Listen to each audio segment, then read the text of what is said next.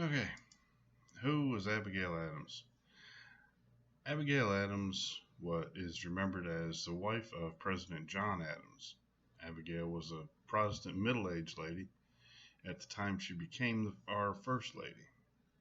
Mrs. Adams was known to dress stylishly for the time, but was not considered flashy. John and Abigail were married in 1764. She was the mother to 6 children, including John Quincy Adams, the 6th President of the United States. We may remember Abigail as a First Lady, but that's not where her truly lasting contributions lie. She did set the tone for our future First Ladies to follow by organizing more intimate social gatherings than Martha Washington had done, for example.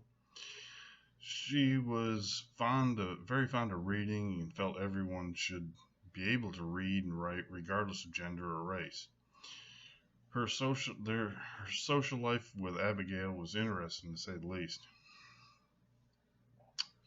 She was known to let conversations run their course in her presence.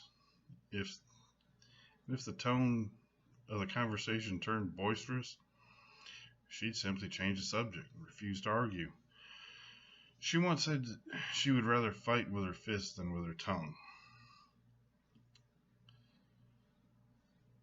She was also sought after as a broker of patronage, meaning politicians would seek her out and try to use her to provide information to President Adams.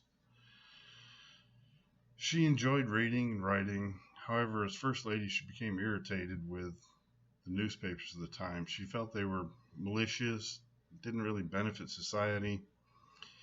On several occasions, she even wrote to the newspapers and instructed them to correct articles that they'd written. She wrote her husband constantly while he was away, especially while he was in Europe. She kept the president informed about all the household functions, and she wasn't afraid to advise him in his political matters as well. Many of Abigail Adams' letters were later published by her grandson in 1840. In one such letter that she wrote in March of 1776 to her husband, she stated, "Remember the ladies and be more favorable to them than your ancestors."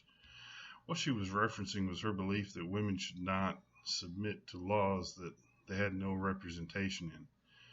She was a very strong advocate for women's rights.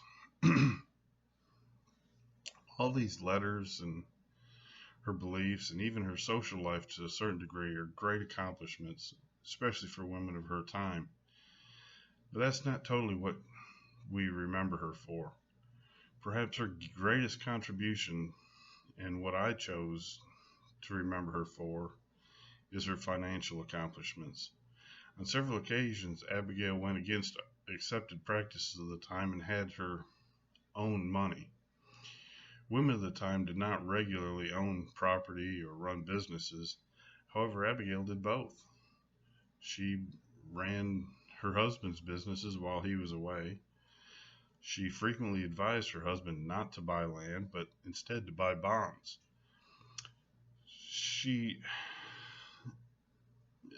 That in itself is enough to remember her, just for being an advocate of women's rights and advancing their women's financial status. But it didn't stop there. She went so far as to advise a man that her husband had charged with purchasing land on his behalf. This was a farm that was next to the Adamses.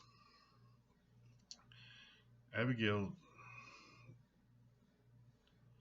told the man not to purchase the farm. John Adams had wanted the man to purchase it on his behalf, but instead she told the man to take the money that John had given him and purchase bonds, especially since the farm that he wanted him to buy was ill-performing and wouldn't benefit them at all. She also instructed another gentleman to purchase land for them, but this time she didn't want the man to disclose to the owner who was buying the land. She didn't want the landowner to increase the price merely because the Adamses were purchasing the property.